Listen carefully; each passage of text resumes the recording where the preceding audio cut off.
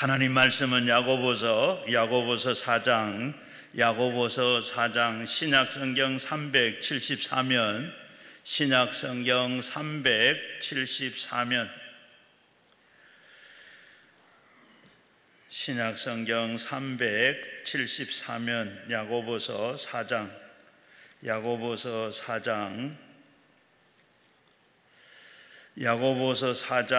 6절에서 10절까지 야고보서 4장 6절에서 10절까지 한 목소리로 같이 읽겠습니다.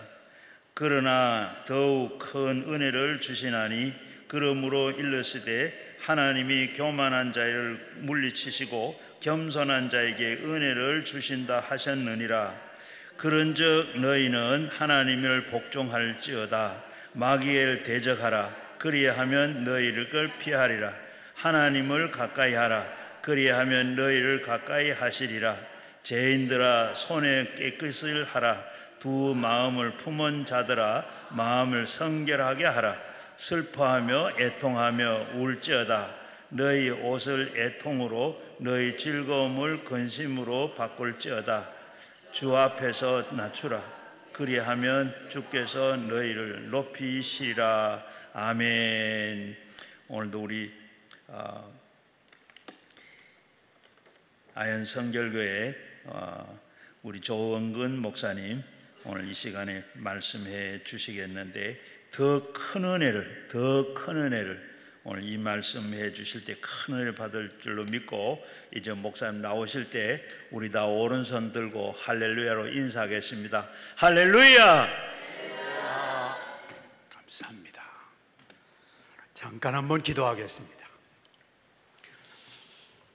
저희들이 생사화복을 주관하시며 나라의 흥망성쇠를 만들어 가시는 살아계신 여호와 하나님, 주님의 크신 은혜와 사랑을 감사하고 찬양하고 송축하나이다. 우리가 무엇이간데 많은 사람 중에 저희를 구원하셔서 하나님의 자녀로 삼아주시고 이 험한 세상, 사건 사고 많고 고단한 세상 가운데서도 오늘까지도 저희들을 영적으로 육신적으로 지켜주시고 은혜 안에 붙들어 주신 거 감사하고 감사합니다. 이 더위지만은 주님을 더 깊이 만나기를 원하며 더 주님을 사랑하는 마음이 있어서 하나님이 주신 사명을 더 잘 감당하기를 원하는 뜨거운 마음을 가지고 만사를 제쳐놓고 이 기도의 동산, 기적의 동산에 올라왔나이다. 사정과 형편과 처지를 아시는 주님, 기도할 때마다 주님 만나게 하여 주시옵소서. 문제가 해결되게 하여 주시고 길이 열려지게 하시고 병이 치료받게 하시고 하나님의 큰 역사를 경험하며 찬양하며 하산할 수 있도록 주여 역사해 주시옵소서. 이 시간도 사모하는 마음을 가지고 나와사오니 주여 신령한 눈을 열어주시고 귀를 열어주시고 기도를 하나님께서 응답하여 주시옵소서. 주여 함께 하실 줄 믿고 예수님의 이름으로 기도하옵나이다. 아멘. 감사합니다. 많은 사람들이 들로 산으로 바다로 이렇게 시원한데 찾아가는데 여러분 어쩌자고 여기로 오셨습니까? 네. 근데 하긴 보니까 뭐 뜨거운 바다 먼 길 가는 것보다 여기가 제일 시원하니 좋긴 하네요. 그런데 어떤 분이 아주 많은 그런 신앙적인 경험을 가진 분이 그런 얘기를 했습니다. 하나님께서 우리에게 복을 주시려고 하면, 하나님이 우리에게 복을 주시려면 먼저 기도하는 마음을 넣어주신다. 그런 아주 신앙적인 간증의 고백을 했어요. 자기가 경험을 해보니까 하나님께서 뭔가 복을 준비하셔서 우리에게 넣어주시려고 할 때는 먼저 우리한테 기도할 마음을 막 주셔서 막 기도하고 싶고 하나님과 씨름하고 싶고 주님께 막 토설하고 싶고 주님을 붙들고 싶은 그런 마음을 하나님께서 먼저 보내주신다. 그런 고백을 했는데 참 제가 경험을 한 바에도 그게 맞는 말인 것 같아요. 오늘 이렇게 많은 사람들이 들로 산으로 바다로 가는 이때에 정말 만사를 제쳐놓고 이 기적의 동산, 기도의 동산에 오게 된 게 이게 우연한 일이 아닙니다. 이게 그냥 있어지는 일이 아닙니다. 하나님께서 뭔가 우리를 위해서 영적인 삶이든지 육신적인 삶이든지 가정이나 자녀들이지 간에 뭔가 하나님이 귀한 걸 준비하시고 이걸 열매 맺게 하기 위해서, 이걸 우리 삶의 그릇에 넣어주시기 위해서 하나님께서 기도의 자리에 불러주신 줄 믿습니다. 기도하시는 가운데 하나님의 뜻을 발견하고 하나님께서 주신 길을 찾고 하나님께서 주신 열매를 거두는 귀한 복된 시간이 되시기를 축원합니다. 이제 우리가 잘 아는 그 5만 번 기도의 응답이라는 책으로 많은 사람들에게 아주 도전을 주는, 이 지금부터 한 150년 전에 살았던 영국의 고아의 아버지라는 조지 뮬러라는 사람이 있습니다. 이 사람이 아무것도 안 가지고 그저 하나님 앞에 큰 믿음 하나 가지고 그렇게 만여 명의 고아를 길러낸 아주 대단한 사람으로 그렇게 전해 내려오고 있습니다. 이제 이 사람이 그런 얘기를 했습니다. 기도는 뭐냐? 기도는 그리스도의 능력을 잡는 손이다. 이게 맞습니다. 하나님께서 우리에게 손을 주셨습니다. 그렇죠? 하나님이 능력을 붙들 수 있는 손을 주셨다 그래요. 근데 이 손도 여러 가지 손입니다. 이번에 보니까 저 파리 올림픽에 가가지고 다른 거 없습니다. 손 하나 가지고 탁구 배트를 잡고, 아니면 배드민턴 배트를 잡고, 아니면 주먹을 써가지고, 다른 거 없어요. 손 하나 가지고 금메달을 타가지고 대단한 역할을 하는 사람들을 볼 수 있습니다. 근데 어떤 사람은 이렇게 손을 가지고, 하나님께서 주신 손을 가지고 이걸로 금메달을 따는 사람이 있는가 하면, 어떤 사람이 이걸 가지고 엉뚱한 짓을 해가지고 인생 망가뜨리는 경우도 있는 게 사실입니다.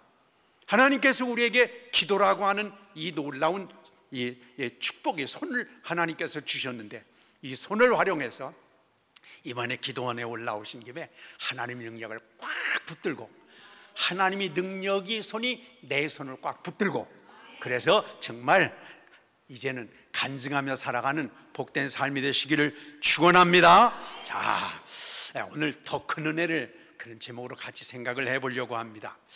며칠 전에요, 저 은평구에서 사고가 있었죠. 저녁에 40대 남자가 애도 둘이나 있는데, 뜨거운 여름인데 좀 바깥에 바람이나 쐬자 하고 나갔다가 이상한 사람이 일본도를 휘둘러 가지고 그 자리에서 죽었어요. 이거 참 보통 문제가 아닙니다. 근래에도 보면 수많은 폭발, 교통사고, 화재, 자살, 납치, 살인, 하루에도 수천 명씩 죽어가는 게 현실입니다, 사실. 그런데도 불구하고 오늘 우리가 이렇게 살아있다고 하는 거, 이거 정말 기적 중에 기적이 아닐 수 없습니다. 병원을 신방을 하다 보면 그렇게 아픈 분들이 너무너무 많은 것 같아요. 너무너무 많습니다. 근데 물어봤더니 인간 몸에서 나는 병의 개수가, 병의 가지수가 몇 가지쯤 되는지 아세요? 12,000가지랍니다. 병이 얼마나 가지수가 많은지 몰라요. 이 몸에서 일어나는 병이 그렇게 구분을 할 때 12,000가지로 구분을 할 수 있다는 겁니다.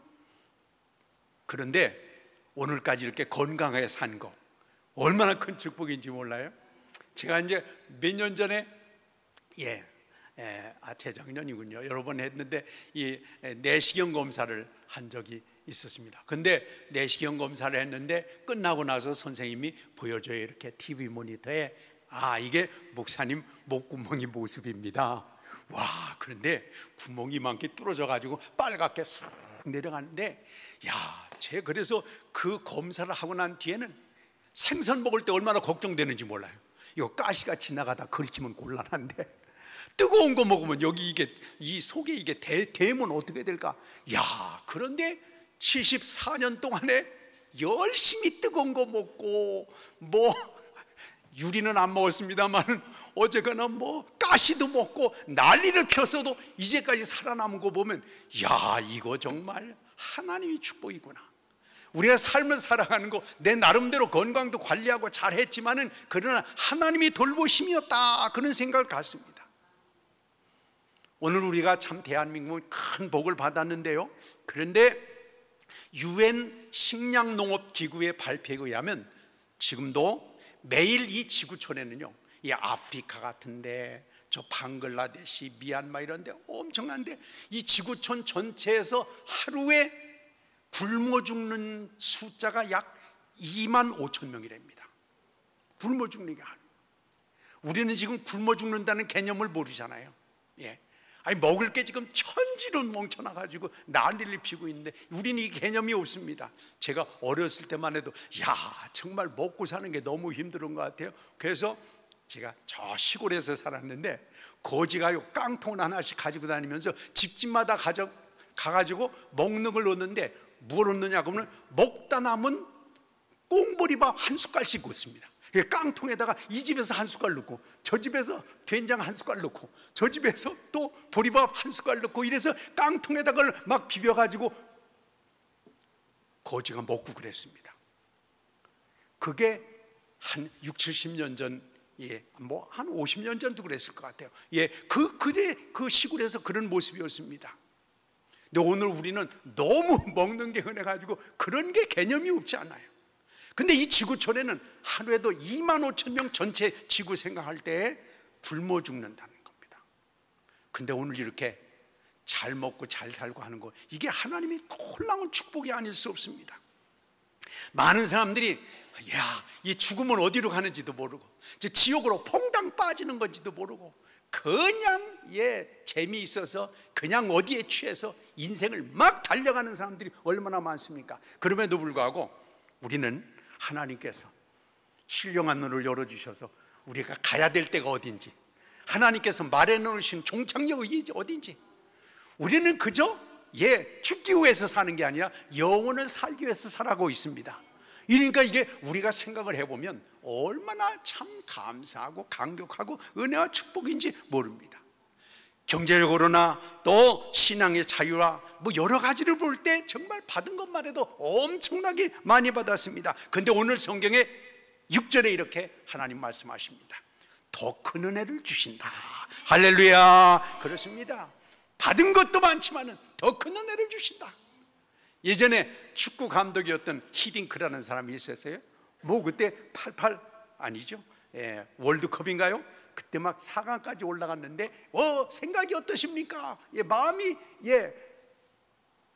느낌이 어떻습니까? 그러니까 그 사람이 뭐라고 유명한 말을 했어요. 나는 아직도 뭐 한다고요? 배가 고프다. 이만큼 올라온 건 대한민국 축구 역사에 비견할 수 없는 큰 업적이지만 나 아직도 배가 고프다. 더 올라갈 때가 있다. 그렇습니다. 하나님께서 우리에게 이제까지 산 것도, 저는 늘 그런 생각까지, 이제까지 살아온 것도 정말 육신적으로나 또 세상적으로나 또 하나님의 은혜로 생각해 보면 정말 이제까지 살아온 것도 감사할 것밖에 없고 찬양할 것밖에 없는데도 불구하고 주님은 말씀하십니다. 너 아직 배고파야 돼. 아직도 받을 은혜가 있다는 거예요. 아직 하나님께서 우리에게 준비하신 큰 놀라운 역사가 있음을 우리에게 가르쳐주고 있습니다. 유명한 예레미야 33장 3절에도 그랬잖아요. 크고 비밀한 것을 너에게 보여줄 것이다. 그렇습니다. 우리가 생각하지 못한 거, 가령 빌립보서 4장 7절 같은 데도 그런 말씀하셨잖아요. 네 지각에 뛰어난 하나님의 평강에 대해서 네가 생각하는 수준, 네가 기대하는 수준, 그거는 비교도 안 될 정도로 하나님께서 우리에게 놀라운 은혜와 축복을 준비하시고 우리를 이 기도의 자리로 인도해 주신 줄 믿습니다. 하나님께서 우리에게 준비하신 이 귀중한 더 큰 은혜를 이 저녁에 기도하면서 누려가는 복된 여러분 되시기를 축원합니다. 오늘 7절에 이렇게 말을 했습니다. 하나님께 복종할지어다. 어떻게 하면 그렇게 더 큰 은혜를 경험하게 되냐? 하나님께 복종한다. 다시 얘기한다면 하나님을 주인으로 해서 따라가야 된다. 그런 말씀이 있습니다. 인간의 몸은 사람의 마음에 따라서 작동을 합니다. 마음이 그 인생의 주인이라고 할 수 있습니다. 우리 마음의 자리에 무엇가 앉아 있느냐, 그것에 따라서 천국과 지옥이 갈라지는 것을 우리가 봅니다. 가령 우리가 아는 것처럼 마태복음 16장에 보면 예수님께서 그런 말씀을 하셨어요. 야, 사람들이 나를 누구라 하더냐, 이렇게 하면서 물어보실 때 또 베드로가 얘기했죠. 주는 그리스도이십니다. 하나님의 아들입니다. 그럴 때 주님께서 그걸 가르쳐 준 건 하늘 아버지가 네 안에서 가르쳐 준 거야. 하나님께서 너에게 놀랍게 함께 하신 거야. 그래가지고 그 이상 더 칭찬받을 수 없는 이 엄청난 칭찬을 주시면서 그 믿음 위에 내가 세상의 기후를 세우겠다 말씀하셨잖아요. 그래서 베드로가 기분이 너무 좋았어요. 그런데 그럴 때 예수님께서 고난의 길에 대해서 딱 얘기하시니까 이 베드로가 그래도 수제자 아닙니까? 그렇죠? 예수님을 책임져야 될 대표 제자니까 주님 그렇게 고난당하신다면 이 몸이 맞겠습니다. 그러니까 예수님께서 냅다 말씀하시니 이 사탄 같은 존재야 물러가라 그랬어요. 똑같은 베드로인데 그 자리에 있는데 그 마음에 인간적인 생각으로 가득 찬지 아니면 하늘 아버지께서 신앙을 고백하도록 그 마음에 가득 채워져서 그 마음의 주인으로 그를 움직여갔느냐에 따라서 금방 사탄도 되고 금방 하늘 아버지의 놀라운 역사의 주인의 역할을 하기도 한다는 것입니다. 그렇습니다. 근데 내 마음의 주인은 누가 되느냐? 이거는 전적으로 우리한테 달려 있습니다. 그래서 이걸 믿음이다. 믿음이 뭐냐 그러면 주인을 결정하는 거예요. 주인은 내 마음의 주인, 내 마음의 자리에 내 인생을 끌고 갈 주인으로 마귀를 선택하느냐, 세상적인 가치관을 선택하느냐, 아니면 예수님을 나의 주인으로 선택하느냐, 그게 바로 믿음이라고 얘기할 수 있습니다. 우리 인간에게 찾아와서 우리 마음을 막 서로 뺏으려고 하는 두 세력이 있습니다. 하나는 거룩하신 성령님께서 우리 마음에 늘 내가 문 밖에서 두드리노니 하면서 두드리면서 내 안에 오셔서 나를 하나님의 선하신 도구로 하나님의 생명의 역사로 나를 끌으시기 위해서 끊임없이 내 안에 두드리시는 이 주님의 음성, 예수님, 성령님이 계시고 또 하나는 그것보다는 아주 달콤하게 아주 속삭이면서 부드러운 음성으로 꼭 제비족 같은 놈이죠. 이 사탄의 역사가 있습니다. 이 두 가지가 우리 안에 늘 찾아와서 우리를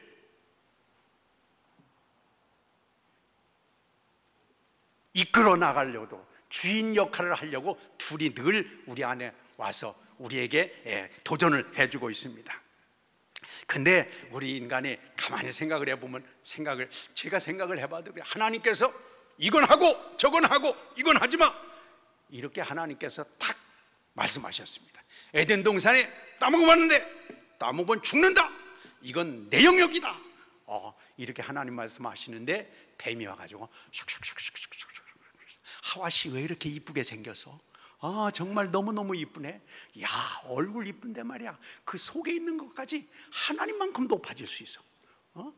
그거 사사건건 맨날 하나님께 물어보면 얼마나 피곤해.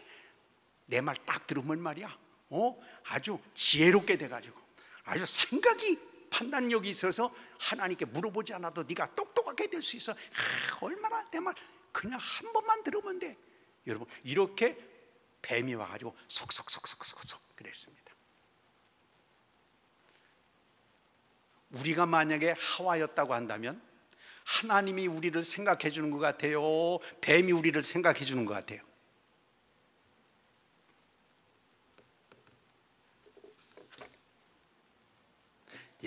제가 생각을 해도 뱀이 훨씬 생각해 주는 것 같아요. 하나님은 야, 하지마, 죽어, 이 말로 설명도 없어요.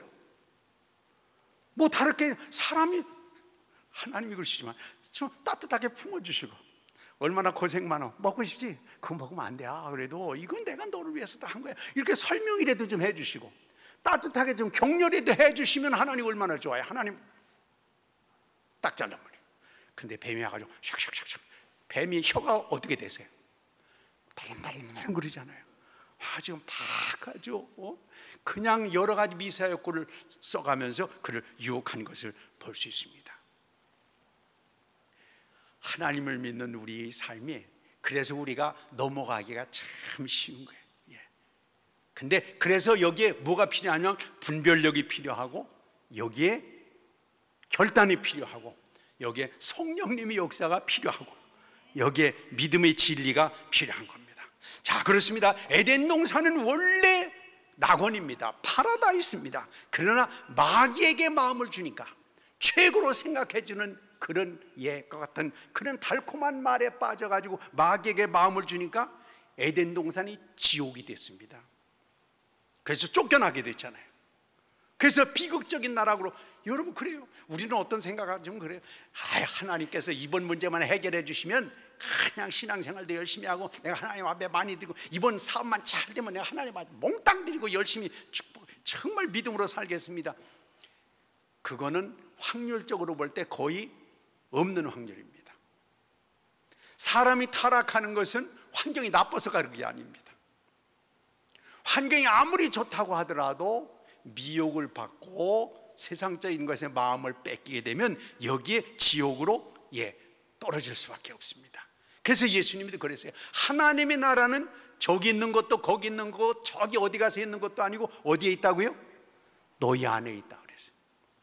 내 안에, 여기서부터 하나님의 나라가 이루어지고 여기서부터 천국이 경험되고 여기서부터 하나님이 놀라운 은혜에 붙들려야 이 생명이 계속해서 주님이 오시는 그때까지 가게 된 것을 볼 수 있습니다. 문제는 사람의 마음인 것 같아요. 생각해 보세요. 다니엘이 정말 믿음으로 살려고 하다가, 특별히 다니엘 세 친구를 한번 보세요. 믿음으로 하나님만을 의지하고 살려고 하다가 풀무불에 던져졌습니다. 풀무불은 뭐냐면 용광로예요. 큰 막 쇳물이 펄펄 끓는 용광로인데 그 용광로의 온도가 대개 몇 도냐 그러면 1500 정도 됩니다. 1500도 정도가 돼서 그 용광로 큰 그 쇠그릇에 보통 쇠를 거기다 집어넣고 불을 떼면 막 쇠가 그냥 끓어가지고 그렇게 되잖아요. 그 1500도 되는 그곳에 다니엘이 세 친구들이 거기에 던져졌는데도 그거 어떻게 끝을 내지 않고 살아남았다. 이게 참 기적 가운데 하나, 놀라운 일 가운데 하나입니다. 여러분 생각해 보세요. 오늘 우리는 정말 너무너무 덥다 그러면 온도가 몇 도까지 올라가요? 40도 안 올라가도 못 살겠습니다 도대체가. 그런데 1500도 되는데 던져졌다고 생각을 해보세요. 근데 전 그런 생각, 1500도 되는 그 쇳물이 펄펄 끓는 쇳물이 끓는 용광로가 있는데, 그런데도 불구하고 쇳물을 담고 있는 또 용광로는 더 센 거 아니에요. 그러니까 전 그런 생각을 해봤습니다. 1500도 되는 쇳물이 끓지만은 무에서 유를 만드시고 쇳물까지도 만드신 하나님께서 쇳물을 넉넉히 이길 수 있는 놀라운 축복의 그릇으로 다니엘의 세 친구를 만들어 주시니까 여기에 그것이 정말 찜질방보다 더 편안하게 그냥 기분 좋게 걸어갔다. 근데 참 재미있는 건요, 그 풀무불 속에, 용광로 속에 던져진 세 친구가, 던져진 건 세 친구였는데 몇 명이 돌아다녔다고 그래요 거기? 4명이 돌아다녔대. 주님께서 천사를 통해서, 천사의 모습으로 그 두렵고 떨리고 감당할 수 없는 그때 주님은 찾아오셔서 옆에서 격려해 주시고 이끌어 주시고, 지금 말씀하신 대로 1500도 이상 2000도도 견딜 수 있는 놀라운 새로운 창조의 역사로 그 몸을 확 바꿔주신 것 같아요. 그렇게 되니까 1500도가 문제가 아닙니다. 오히려 이거 삭신 아픈데 그냥 땀 내고 났으니까 좋다 할 정도로 그냥 거기서 나와서 오히려 바벨론의 왕들을 정말 하나님의 놀라운 품 안으로 끄는 놀라운 역사를 이루게 된 것을 볼 수 있습니다. 그렇습니다. 여러분, 어디 가도 환경 물론 무시할 수는 없습니다. 조건 무시할 수 없습니다. 그러나 여러분, 그 조건 후에 새로운 창조를 일으키시고 그 어려움을 넉넉히 극복하게 하시는 하나님의 장중에 붙들리시기를 바랍니다. 그래서 그 있잖아요, 주 예수와 동행하면 그 어디나 하늘나라. 그렇습니다. 주님 능력과 은혜의 장중에 부딪히면 문제. 우리가 그렇잖아요. 막 땀을 펄펄 흘리다가도 갑자기 무서운 거를 만나든지 무서운 얘기를 들으면 뭐가 돋습니까? 여기에 소름이 확 돋아요. 영하 20도 냉동고 속에 들어간 같이 소름이 싹 돋습니다. 이게 하나님의 역사입니다. 우리가 환경과 조건과 여러 가지 무시할 수 없습니다. 가볍게 생각할 수 없습니다. 그러나 극한적인 상황에 처할 때 하나님이 이기게 해주시면 1500도도 냉장고 같이 될 수 있을 줄 믿습니다. 우리의 삶도 그렇다고 봅니다. 저는 우리가 힘들고 어렵고, 우리가 생각을 해보세요. 지금까지 살아온 내용들을 한번 생각을 해보면 어려울 때 얼마나 많았습니까? 그렇죠? 어떤 데는 막 나 세상 끝난 것 같아. 우리 집 정말 아주 완전히 그냥 다 깨진 것 같아. 그렇게 생각이 될 때가 한두 번이 아니었잖아요. 나도 이제 죽었구나. 근데 지나놓고 보니까 하나님께서 이렇게 저렇게 피할 길을 주시고 오히려 이걸 통해서 하나님의 살아계심을 보여주시는 거구나. 사랑하는 여러분, 기도하시는 가운데서 그렇습니다. 기도는 하나님의 능력을 붙드는 손입니다.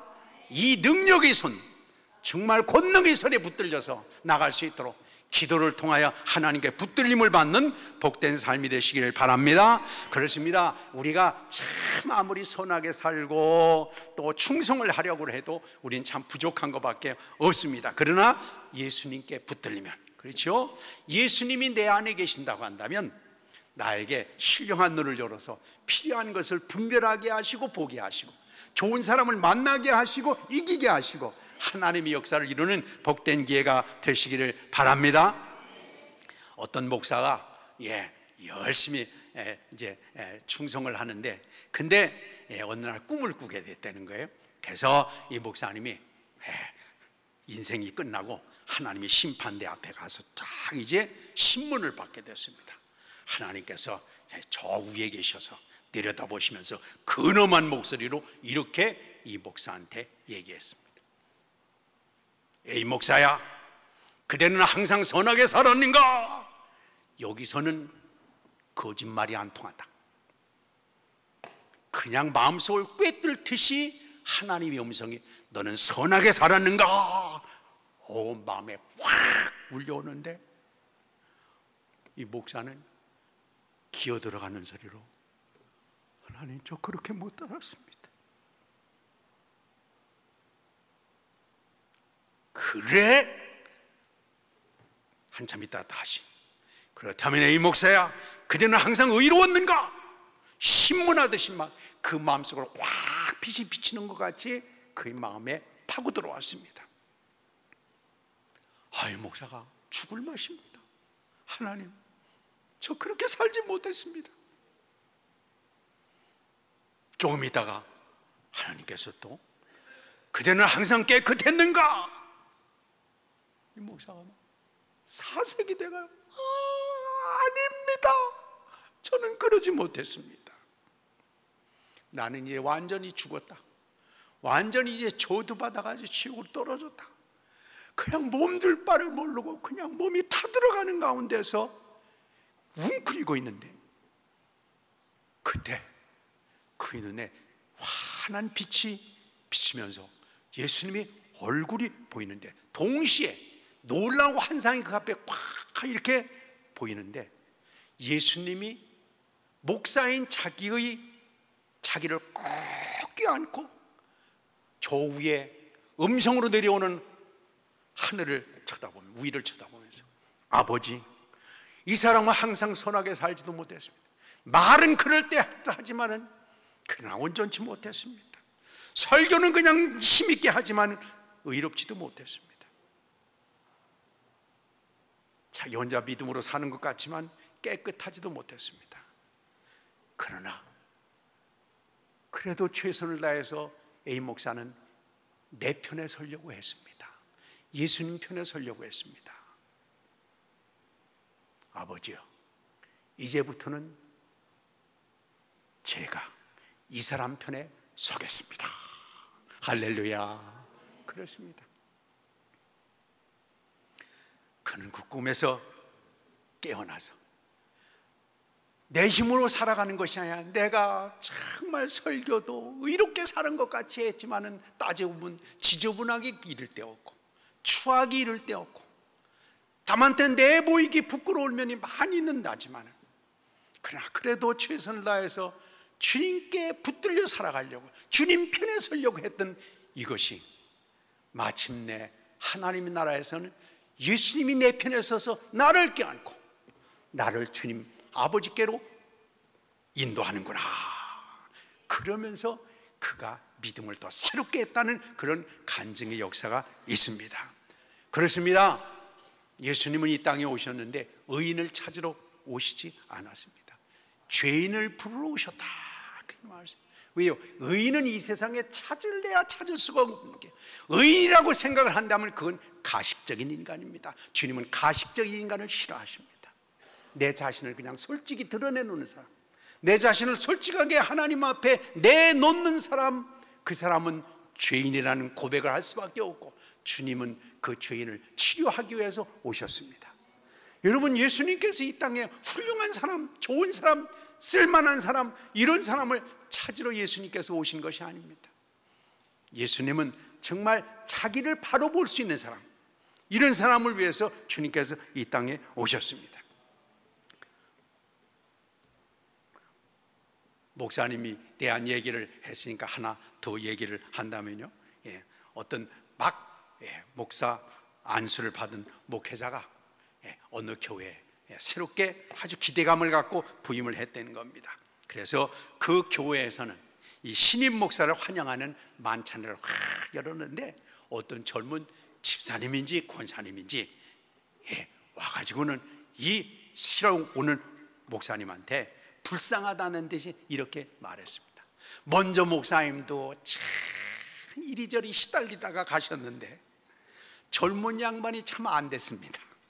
여기 와서 이렇게 앞으로 시달릴 거 생각을 하니까 이 700~800명이나 되는 많은 교인들의 요구를 다 들어줘야 되니 얼마나 힘들지 마음이 안타깝습니다. 좀 안 됐습니다 하는 듯으로 그냥 혀를 차고 쳐다봤습니다. 그때 이 젊은 목사가 그렇게 주저하지 않고 이렇게 얘기했다는 겁니다. 제가 이 교회에 온 것은 700~800명의 사람들을 기쁘게 해주기 위해서 오는 것이 아닙니다. 나를 불러주신 나의 주인, 나를 세워주신 이 교회의 주인, 그분이 뜻을 따르기 위해서 온 것입니다. 그분 뜻만 따라가면 모든 것들은 하나님께서 책임져 주실 줄 믿습니다. 할렐루야. 그렇습니다. 저도 생각을 해보면 이제 3년 전에 은퇴를 했습니다만 참 경험도 없고 또 여러 가지 준비되지 않은 저희 교회 역사가 올해로 112년, 113년 됐나 이렇게 됐는데 41살에 와가지고 이제 30년 목회하고 3년 전에 이제 은퇴를 했습니다. 지금 이렇게 생각을 해보면 그런 것 같아요. 사람들이 요구사항이 참 많습니다. 이 사람은 이렇게 하자, 저 사람은 저렇게 하자, 이 사람은 그렇게 하자. 어느 때는 또 이렇게 얘기합니다. 옛날이지만 그랬어요. 내일이면 추석인데 옛날엔 저녁 예배가 있을 때 주일날, 내일이면 추석인데 고향 내려가야 되니까 목사님 오늘랑은 저녁 예배를 7시에 하지 말고 2시에 땡겨서 하면 어떻겠습니까? 지방 고향에 내려가야 되니까 영향력 있는 몇 분이 또 그렇게 강하게 오는 거예요. 예배를 땡기면 어떻게 됩니까? 안 됩니다. 그래도 좀 땡깁시다. 아이고 다른 교회 그렇게 하는데도 많은데 좀 합시다. 그래요. 상당한 대다수 사람들이 그렇게 얘기해요. 그래서 하기는 성경에 저녁 7시에 예배라고 못 박은 건 아니니까 그러면 2시에 예배를 합시다. 2시에 예배를 했다가 편안해졌을까요? 난리가 났을까요? 이쪽에서는 해야 된다, 이쪽에서는 그게 왜 왔다 갔다 하느냐 난리를 피고 쉽지 않습니다. 그런데 저도 가만히 생각을 해보면 30년 동안 그 많은 일들 가운데서도 지나올 수 있었던 것은 그 목사님처럼 사람이 이제 눈치 안 보고 내가 이게 하나님의 뜻이다, 하나님께서 원하신다 그러면 그것만 밀고 나갔던 그런 경험이 바로 그냥 목회를 큰 문제 없이 마칠 수 있지 않았는가, 이런 생각을 해봅니다. 여러분, 우리가 삶을 살아가면서 다른 거 아닙니다.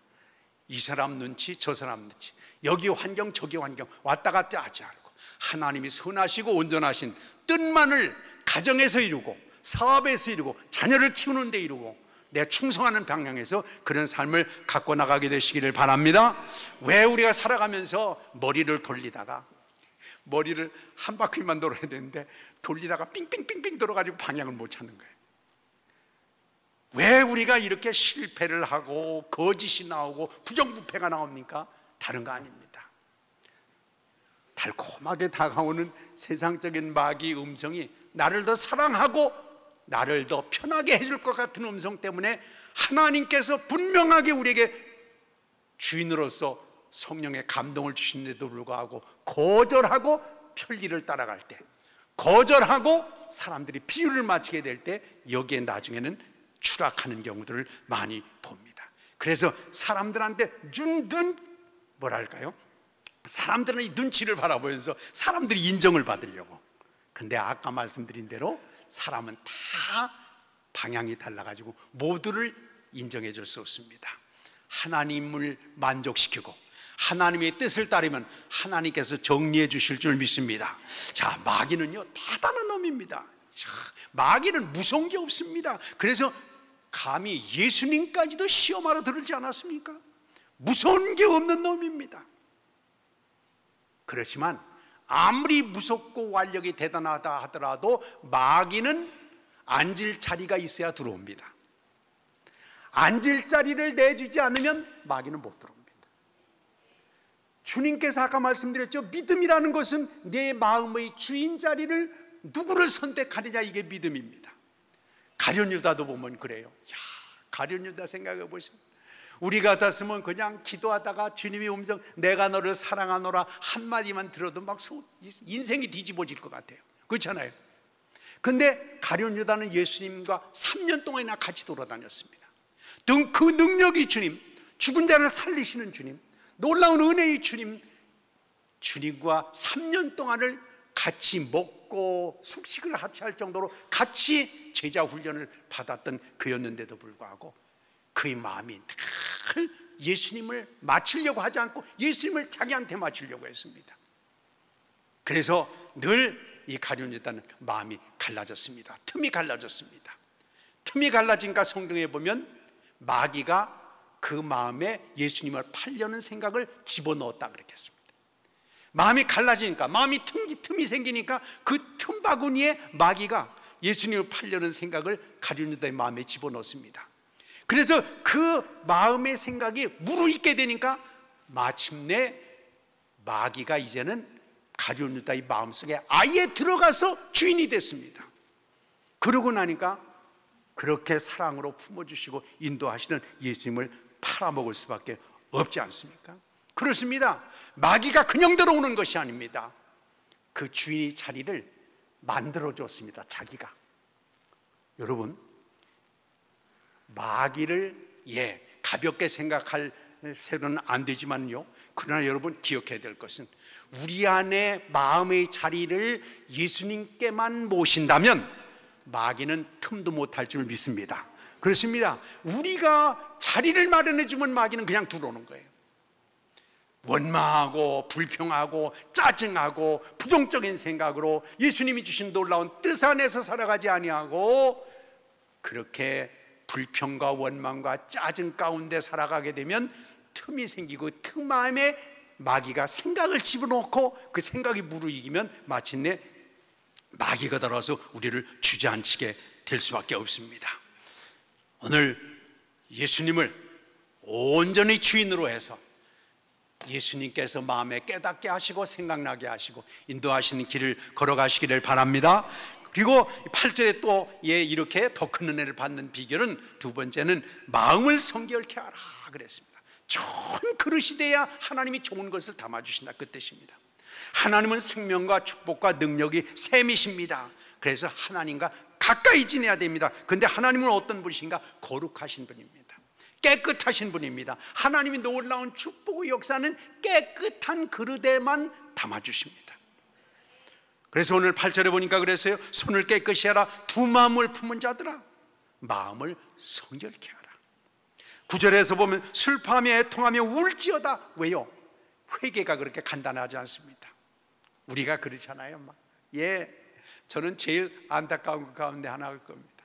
주일날 교회 와가지고 기도할 때, 대표 기도할 때, 하나님 지난주에만 놀러 다니고 많이 다녔습니다. 하나님 거부했습니다. 죄송합니다. 할렐루야 아멘. 그러고 끝나버립니다. 오늘 성경은요 그렇게 말을 했습니다. 슬퍼하며 애통하며 울지어다. 그 죄의 회개가 진솔한 회개가 돼서 막 이것 때문에 예수님께서 십자가에서 죽으셨다는 그 안타깝고 쓰라린 마음 가운데서 씨름하는 삶이 되어야 된다 그겁니다. 추함과 더러움, 불순한 게으름 문제를 정말 마음속 깊이 안타까움을 가지고 회개한, 그래서 그걸 찢고 돌이키는 삶, 그런 삶이 있게 되시기를 바랍니다. 자, 그렇습니다. 창세기 21장에 보면요 우리가 아는 것처럼 아브라함이 아이를 낳았던 여종 하갈이 있습니다. 그녀는 아들을 낳게 되니까 자기 주인 하나님을 막 우습게 생각을 해가지고 오만하게 굴고, 약속의 아들이었던 이삭이 나중에 낳았는데도 불구하고 막 큰 소리 치면서 조롱하다가 쫓겨났습니다. 그런데 광야에서 먹을 거, 물 가죽 부대, 그것만 가지고 광야로 쫓겨나게 됐습니다. 있는 물을 다 마시고 나서 이제는 죽었다 생각을 해가지고 애를 거기다 놓고 그냥 이 하갈이 하나님 앞에 대성통곡을 하지 않습니까? 대성통곡을 하는데 마침내 하나님께서 그 대성통곡을 보셨다 그랬어요. 저는 그걸 보면서 그런 생각을 가졌어요. 근데 하갈이 하나님 앞에 대성통곡을 할 때 찾아오신 게 아니고 아이의 울음소리를 듣고 하나님이 찾아오셨다. 하갈을 뻔질나게 맨날 잘못했습니다 그러고 원위시키고, 잘못했습니다 그러고 진정한 회개가 아니었던지도 모르겠습니다. 근데 오히려 그 아이의 울음소리를 듣고 하나님께서 찾아오셨는데요, 그렇게 될 때 눈이 확 밝아지면서 저쪽에 샘이 있는 것이 보였습니다. 눈을 뜨고 보니까 옆에 샘이 있는 거예요. 여러분 생각을 해보세요. 하갈이 그렇게 또 이스마엘의 대성통곡가 우는 동안에 하나님이 샘을 파셨겠죠? 아유, 얼마나 바쁘게 팠는지 몰라요. 야, 좀 더 울고 있어, 기다려, 내 샘 더 파야 되니까. 그래가지고 하갈과 이스마엘이 다 광야에서 목이 타들어가면서 막 혀가 말려 들어가면서 죽을 마음을 가지고 그렇게 울고 기도했다고 볼 수 있겠죠. 그렇게 하나님 앞에 막 죽었습니다, 잘못했습니다, 내가 왜 인생이 이렇게 살았는지 모르겠습니다 하고 울 때 샘을 팠느냐? 아닌 것 같아요. 샘은 이미 거기 있었습니다. 그랬는데도 죄가 가리우니까, 오만과 교만이 가리우니까, 불순종이 가리우니까 안 보이게 되는 겁니다. 여러분, 정말 신령한 눈이 밝아지기 위해서는 뭐예요? 죄가 해결되고 하나님 앞에 철저하게 낮아져서 하나님께서 예비하신 것이 보일 수 있게 되시기를 바랍니다. 우리가 세상에 없는 게 아닌 것 같아요. 저는 가만히 생각을 해봐도 그런 것 같아요. 우리가 땔감을 생각을 해봐도 그래요. 한 400~500년 전엔 땔감이라고 하는 게 뭐밖에 없었느냐 그러면 장작밖에 없었습니다. 그 뒤에 뭐가 나오느냐 하면 석탄을 캐게 돼요. 야, 석탄을 캐다 보니까 이게 장작불엔 비교되지 않을 정도로 그렇게 화력이 좋은 거예요. 그래서 석탄을 썼죠. 야, 우리나라도 한 70년대까지만 해도 그런 것 같아요. 아파트가 예전에는 그렇게 높은 게 없는데 한 4~5층 정도 되는 아파트가 있으면 아파트 구석마다 연탄재 집어던지는 구멍이 있습니다. 거기서 위에서 팍 던지면 비가 쿵 떨어지고요. 그때는 연탄만 썼습니다. 아마 70년대쯤까지 그렇게 됐을 것 같아요. 근데 어느 사이에 기름이 딱 오면서 야, 기름으로 막 떼니까 얼마나 편리했는지 모릅니다. 자, 그런데 기름만 떼다가 보니까 이게 20층 아파트까지 기름이 어떻게 올라갑니까? 야, 이제 우리는 연료 없어가지고 죽었다. 이제 무슨 연료가 나왔습니까? 가스가 나왔죠. 근데 저는 그런 생각을 가져요. 하나님께서 이 지구상에 우리를 만드실 땐 다 만드신 다음에 인간을 만들었잖아요. 하나님이 인간이 쓸만한 것들을 다 연료든지 먹을 거든지 모든 것들을 다 이 지구상, 지금 보세요. 지구상에 있는 모든 광물 자원들, 사람이 말이죠, 최첨단 무슨 기계를 만들고 이러는데 그 모든 것들 인간이 없는 걸 만드는 경우가 있습니까? 없습니까? 없습니다. 하나님이 다 시기 광물 자원도 이 땅에 심어놓고 저 땅에 심어놓고 다 하나님께서 심어놨는데 그거를 찾아가지고 그걸 조합해가지고 기계를 만들잖아요. 저는 하나님께서 우리가 살아갈 수 있도록 다 여기저기 만들어 놓으신 것 같아요.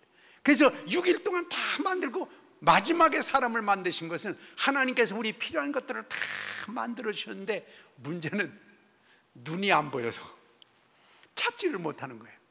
근데 하나님께서 우리에게 신앙이 성장할수록, 믿음이 커갈수록, 하나님 앞에도 엎드릴수록 하나님께서 하나하나 열어주셔가지고 하나님의 새로운 역사를 이루게 되는 줄 믿습니다.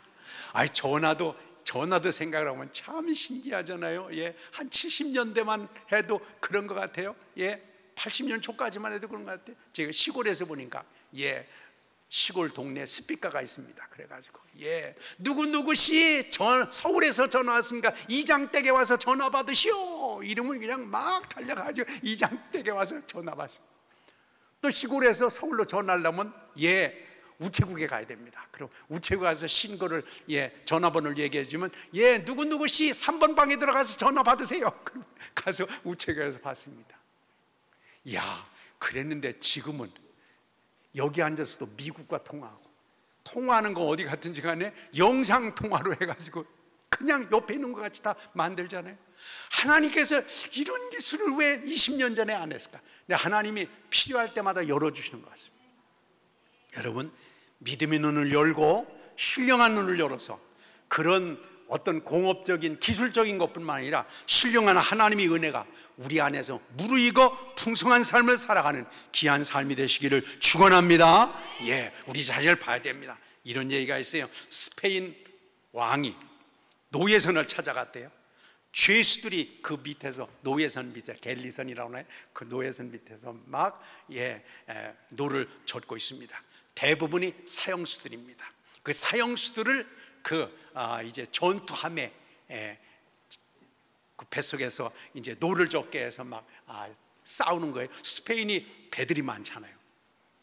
그래서 나중에 전투에서 이기면 자유를 주고, 죽으면 그냥 사형수니까 그냥 죽고. 근데 어느 날 왕이 그 함대를 방문을 해가지고 내가 오늘 이 함대에 온 기념으로 여기 죄수들, 사형수들, 노젓는 노예들 가운데 한 명을 내가 풀어주겠다, 석방하겠다. 황제가 왔으니까 말이죠. 왕이 왔으니까 얼마나 기분 좋아요. 그래가지고 이 안에서 내가 한 명을 석방해주겠다 선언을 하고 배비창으로 내려가서 순실하는 거예요. 다 발목에다가 꼭 배너할 때처럼 그렇게 발 묶어가지고 쫙 죄수들이 있습니다. 너 어떻게 해서 왔나? 저는 본래 죄가 없었는데 말이죠. 어떤 놈이 모함을 해가지고 말이죠. 저희가 이렇게 왔습니다. 폐하 통초가 없어서. 너는 어떻게 왔나? 어떤 놈이 모함을 해가지고 말이죠. 그랬습니다. 그래, 알았다. 너는 어떻게 왔나? 저는 말이죠. 우리 동네에서 여러 가지 문제가 발생됐는데 다른 놈들이 다 큰 거 해먹고 빠져나갔는데 저는 별것도 아닌데 제가 그냥 덤대기를 썼습니다. 폐가 통초가 없어서. 알았어. 쭉 가는데 한 사람 또 불렀습니다. 너는 어떻게 왔나? 폐하, 저는 큰 죄를 졌습니다. 비록 제가 평생 노를 졌다가 죽는다고 할지라도 저는 마땅히 그 벌을 받아야 마땅합니다. 저는 지금까지 생명이 살아있다는 것만 사실로도 자비라고 생각하고 있습니다. 저는 정말 죽을 놈이었습니다. 황제가 그 사람을 뚫어지게 쳐다봤습니다. 여봐라, 너 같은 죄인이 이 죄 없는 사람들 틈에서 있다는 건 이건 안 된다, 오염된다. 너 같은 죄인이 어떻게 죄 없는 사람들 틈에 있어야 되느냐? 여봐라, 이자를 석방시켜라. 석방됐다는 거예요. 우리가 늘 하나님 앞에서도 철저하게 내 자신을 내어놓고 또 정말 주님 앞에 토설하지 못하고 이 핑계대고 저 핑계대고 삶을 살아가는 여기에 우리의 함정이 있습니다. 사랑하는 여러분, 신령한 눈을 열어서 핑계대지 말고 이유대지 말고 남 탓하지 말고 내 자신을 신령한 눈으로 바라보면서 죄인을 불러오신 주님 앞에 인정받고 선택받고 주님이 놀라운 장정에 붙들려 살아가는 복된 삶이 되시기를 축원합니다. 그렇습니다. 주님은 죄인을 찾으러 오셨습니다. 죄인을 해방시키려고 주님께서 오셨습니다. 그러면서 8절에 결론적으로 그렇게 얘기했습니다. 하나님께 가까이 하라. 그리하면 더 큰 은혜를 받게 될 거다. 그랬습니다. 아기에 대해서 가장 관심을 두는 것은 엄마입니다. 엄마를 생각을 해보세요. 왜요? 내가 낳은 애니까, 내 핏줄이니까 막 일을 하면서도 애기 울음소리는 저쪽에서도 다 들립니다. 수많은 애들이 막 많이 있어도 이 엄마는 자기 애는 한눈에 알아봅니다. 왜냐하면 자기가 낳았기 때문에. 우리를 정말 애착을 갖고 우리를 돌봐줄 사람이 누가 있습니까? 나를 정말 끝까지 돌봐줄 사람이 어디 있습니까? 아버지가 그렇습니까? 아버지도 웬만큼은 챙기지만요, 소용없습니다. 엄마가 사실 그것도 한계 상황 가운데 우리를 돌보지만, 여러분, 자녀 살해하는 엄마들 많잖아요. 자녀 내던지고 엉뚱한 길 가는 사람 많잖아요. 우리가 정신이 그래도 괜찮을 때, 생활이 여유가 있고 내가 좀 이렇게 뭔가 여유가 있을 때는 자식을 돌보지만, 극한적인 상황 가운데 있을 때는 자식도 안 보입니다. 그러나 우리를 마지막까지 챙겨주실 분이 누구 계세요? 예수님이십니다. 저는 늘 주님 앞에 그런 참 마음을 참 많이 가져요. 부부간에도요, 부부간에도 아내의 마음을 안 맞춰주면, 남편의 마음을 편하게 안 해주면 금방 토라집니다. 싸우고 난리 납니다. 막 집에 와서 난리 납니다. 서로가 상대방을 감싸기 위해서라기보다는 필요를 따라서 함께 만나고, 좋은 점, 사랑할 만한 점, 어떤 사람은 그래요. 어떻게 해서 나를 선택했어? 어떻게 해서 나를 그렇게 골랐어? 다시 얘기한다면 장점이 있어서 배우자를 선택한 겁니다. 근데 예수님은 우리의 장점 때문에 선택한 분이 아닙니다. 우리가 죄인이기 때문에, 우리가 저주받을 인생이기 때문에 우리를 주님께서 건져주시기 위해서 우리를 인도해 주신 이 놀라운 사랑이 바로 예수님의 사랑입니다. 근데 저는 그런 생각, 정말 세상에 가장 내가 나를 사랑하는 것보다 더 나를 사랑해 줄 분이 예수님이십니다. 우리는 어떤 때 그래요. 나는 못나서, 나는 할 수 있는 게 아무것도 없어, 죽어야 돼. 그러면서 어떤 사람은 벽에다가 머리를 쿵쿵 찢는, 자기를 학대하는 거예요. 자기를 미워하는 거예요. 근데 예수님은 그러시지 않습니다. 우리를 애당초에 깨끗해서 부른 게 아니기 때문에, 우리를 아예 장점이 있어서 부른 것이 아니기 때문에, 우리의 가장 더럽고 추하고 저주받을 인생을 불쌍히 여기서 골라주시고 우리를 불러주신 주님, 감사함으로 나가는 삶이 되시기를 바랍니다. 어떤 사람이 그랬대요. 자동차 정비사가 돈을 참 모아가지고 중고 자동차를 하나 샀습니다. 그래서 자기가 아주 깨끗하게 다 보링도 하고 보수를 해가지고 말끔하게 자동차를 다시, 자기가 정비사니까 차 웬만큼 알잖아요. 그래서 중고차 괜찮은 걸 사가지고 정비를 깨끗이 해서 먼 길을 이제 오랜만에 여름 휴가 때 이제 드라이브 여행을 떠났습니다. 막 휘파람을 불면서 달려가다가 경치 좋은데 딱 있어가지고 거기서 세우고 좀 한 바퀴 삥 돌고 와서 다시 시동을 걸려고 하니까 시동이 안 걸리는 거예요. 차가 이거 어떻게 된 거지? 하면서 여기저기 두들겨 봐도 차가 움직이질 않습니다.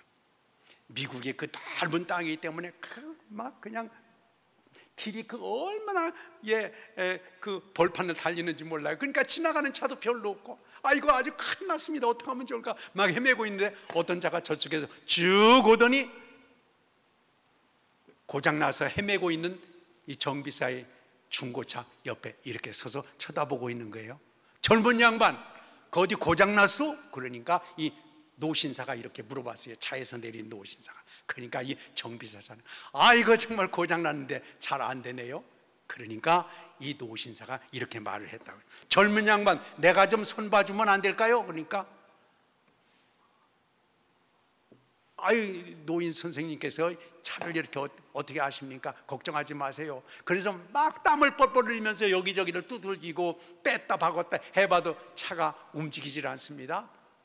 그러니까 다시 이 노신사가 그렇게 젊은 정비사한테 말해요.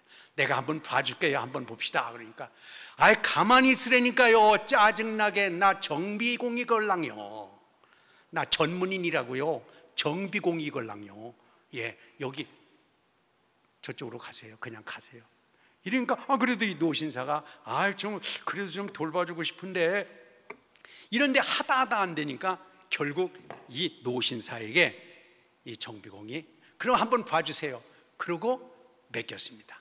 근데 노신사가 본네트 여기저기를 뚝뚝뚝뚝 거리고 뺐다 박았다 몇 번 하더니 젊은 양반 한번 시동을 걸어보시오.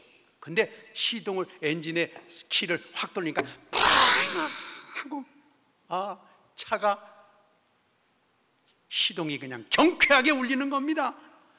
정비사가 너무너무 이상하고 자기는 전문가인데 이 차에 대해서 정비공인데도 불구하고 못 고쳤는데 노신사가 어떻게 몇 군데 만지더니 고친 것입니다. 그래서 선생님 죄송하지만 어떻게 이걸 고치셨어요? 제가 전문가인데도 안 됐는데요. 그러니까 이 노신사가 그렇게 얘기를 했다는 거예요. 이상할 거 없어. 이 자동차는 내가 설계해서 만들었어. 내가 바로 헨리 포드요. 깜짝 놀랐다는 거예요. 정비공이 아무리 고친다고 하더라도 만든 사람만큼이야 고칠 수 있겠습니까? 아무리 세상에 많은 의사가 고친다고 하더라도 인간의 몸을 세포까지 만드신 하나님보다 더 할 수 있겠습니까? 시편 95편 6절에 이렇게 말합니다. 오라 우리가 굽혀 경배하며 우리를 지으신 여호와 앞에 무릎을 꿇자. 할렐루야. 그렇습니다. 주님도 고난의 길을 걸어가시면서 주여 아버지여 내 뜻대로 마시고 아버지의 뜻대로 모든 것이 온전한 주인이고 온전한 책임자 되시는 성부 하나님께서 내 인생의 주인이 돼서 나를 십자가로 끌고 가든지 무하든지 간에 하나님의 역사를 이루도록 맡겨줄 때 하나님의 놀라운 은혜의 열매가 맺어진 줄 믿습니다. 그렇습니다. 창세기 24장에도 보면 그렇게 얘기했어요. 아브라함의 종이 주인의 지시를 받아가지고 며느리를 찾아 나섭니다. 참 특이해요. 아브라함이 가서 종한테 얘기했어요. 여보게 저 내 고향에 거기 가가지고 말이야 며느리를 골라오게 그렇게 얘기를 했습니다.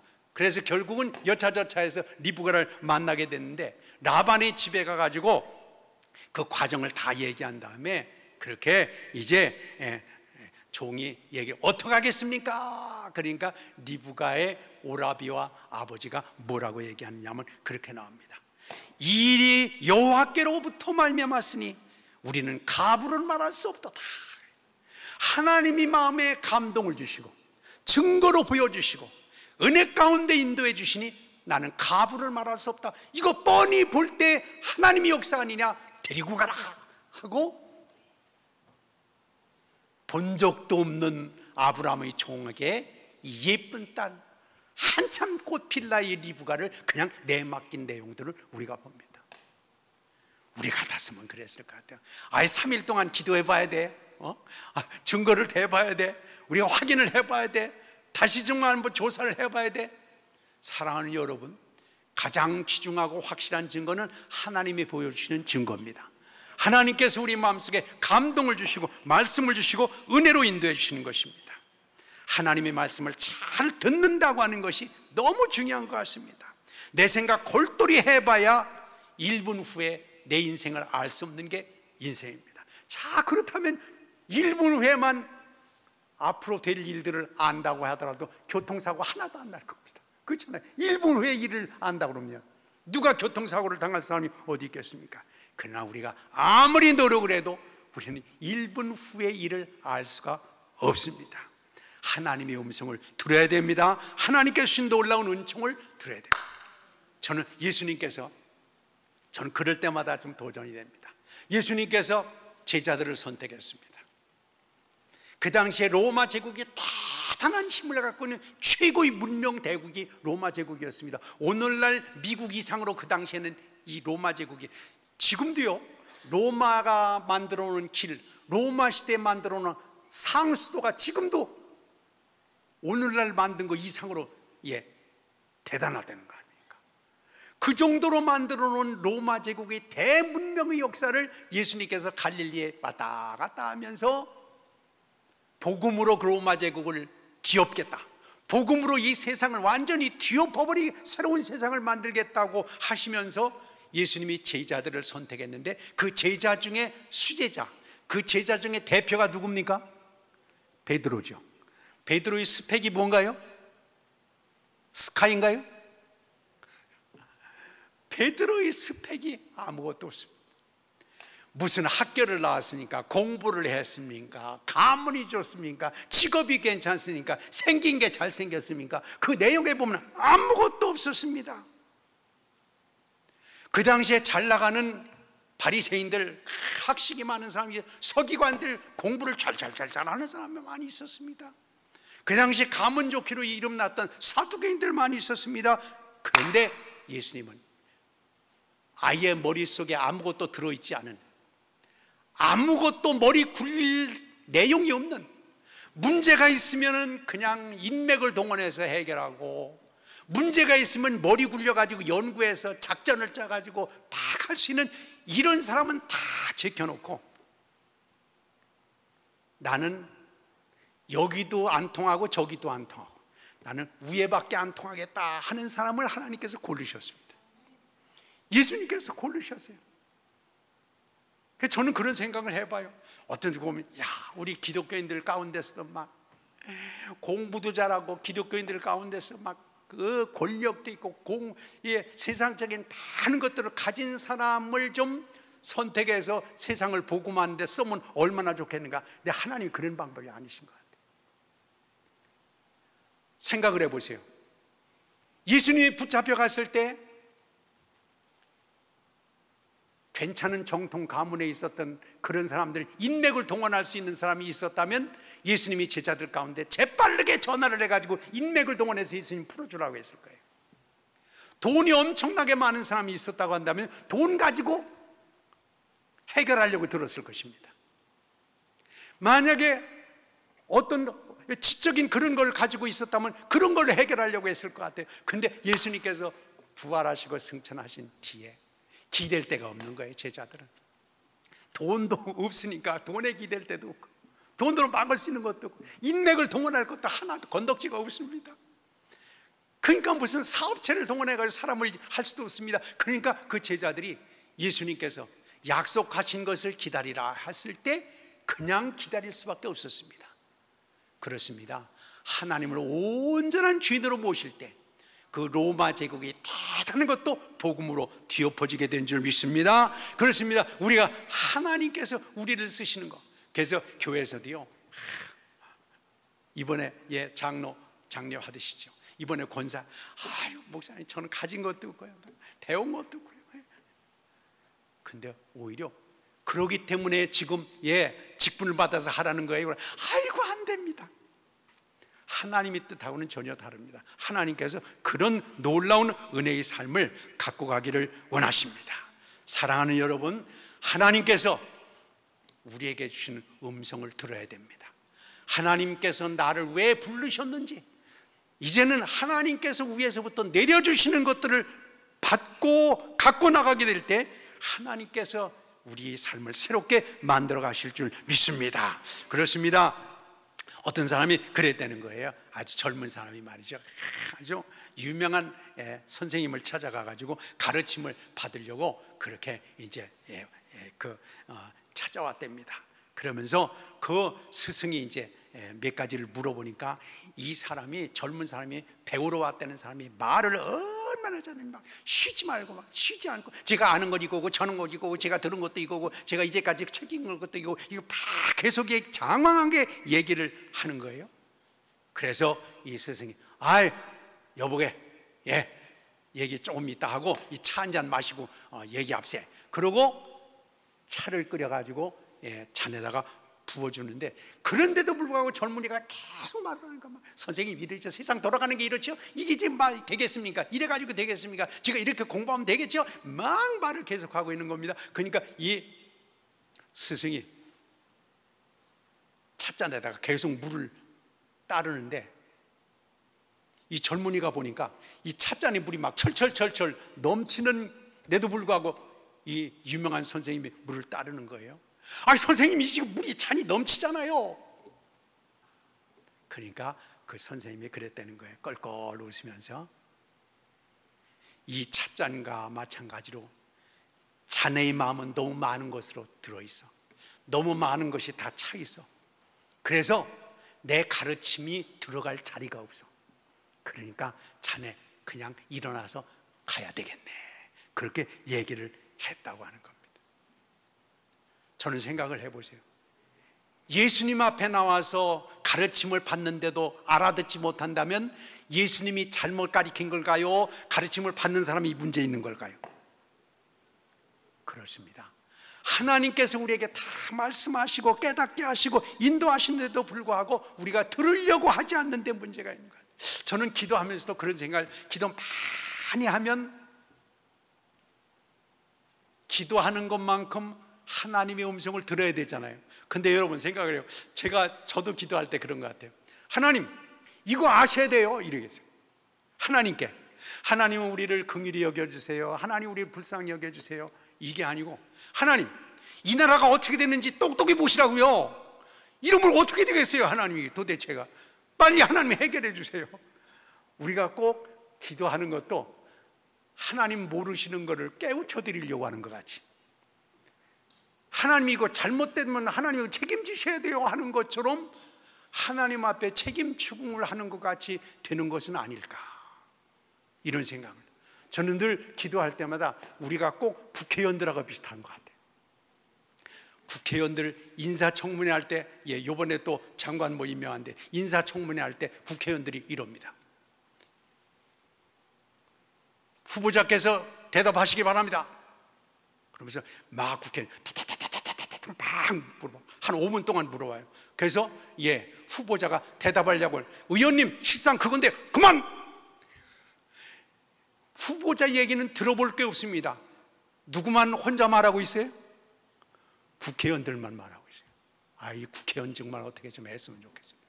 제일 문제가 있는 게 국회의원들인데 지들 문제는 다 하고 그냥 그러니까 이 청문회 여러분 한번 중계하는 거 보세요. 후보자의 말을 안 듣습니다. 지 말만 합니다. 지 말 하는 게 아니잖아요. 후보자 얘기를 들으려고 온 거 아닙니까? 여러분 우리가 하나님 앞에 열심히 기도하면 10마디 하면 그래도 2마디쯤은 하나님의 음성을 더 들어야 되잖아요. 우리 같았으면 이상 끝 알아서 하세요. 끝나. 우리는 그냥 가버려요. 여러분 기도하는 가운데 이제 하나님의 음성을 듣게 되시기를 바랍니다. 우리가 하나님께 부탁을 드렸으면, 하나님께 말씀을 드렸으면 하나님의 응답이 뭔지, 하나님의 해답이 뭔지, 하나님의 인도하심이 뭔지 그거를 우리가 좀 들어야 되지 않겠습니까? 근데 듣지 아니하고 오히려 그냥 우리 말만 계속 하다가 끝나는 경우가 얼마나 많은지 모르겠습니다. 오늘 이제 기도하시는 가운데서 하나님의 음성을 듣게 되시기를 바랍니다. 이래야 하나님이 귀중한 것을 준비하셨는데 그걸 깨닫지 못하고, 준비하신 것을 우리가 인지하지 못하고, 그것을 받아 누리지 못하고 엉뚱한 대로 간다면 이게 안 되겠지 않겠습니까?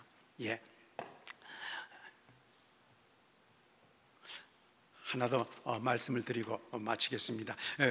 또 하나는요, 우리가 주님 가까이 간다고 하는 것은 주님을 위해서 우리 삶을 사는, 하나님의 사명을 위해서 살아가게 될 때 하나님은 더 큰 은혜를 주신다.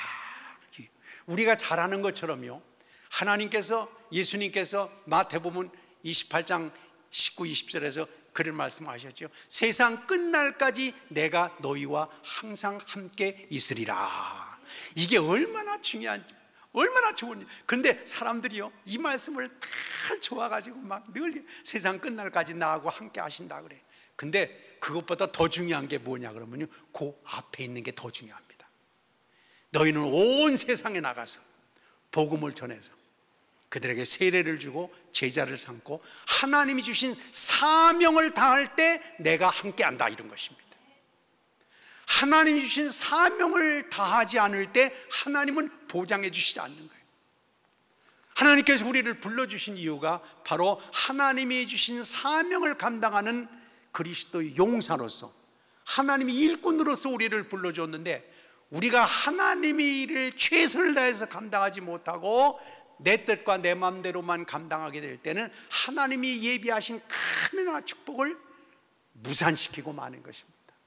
사랑하는 여러분, 하나님 앞에 늘 기도하고 내 뜻 내 생각이 아니라 하나님을 주인으로 모시고, 뿐만 아니라 하나님의, 이제는 기도했으면 음성을 듣고 하나님께서 주신 사인을 받고 또 나가서는 이제는 하나님 주신 사명을 향해 걸어감으로 해서 하나님께서 우리를 위해서 예비하신 더 큰 은혜를, 그 약속을 이제는 약속에서 끝나지 않고 열매가 돼서 이제는 앞으로 신앙생활에 간증하며 살아가는 우리 모두가 되시기를 축원합니다.